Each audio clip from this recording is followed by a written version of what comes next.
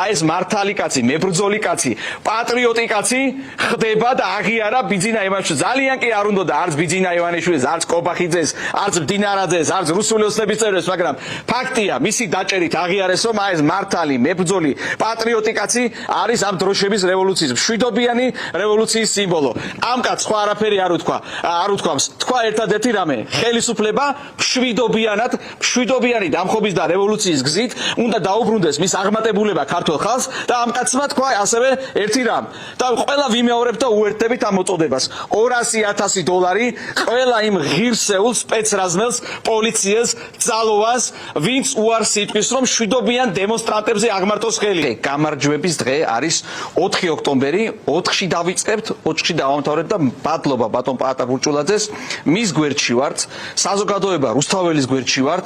აი მე როგორც რაღაც პარტიის წარმომადგენელი კი არა, ერთი რიგითი მოქალაქე ირაკლი ნადირაძე, ლევან ხაბეიშვილის მეგობარი, აი ესე ვართ სულ ყველა წარმომადგენლები, იმიტომ რომ მოვალთ დროშებით, მოვალთ მშვიდობიანად, მოვალთ ოჯახებით, შვილებით, იმიტომ რომ ეს დღე იქნება ისტორიული დღე, ქართველი ხალხის გამარჯვების დღე.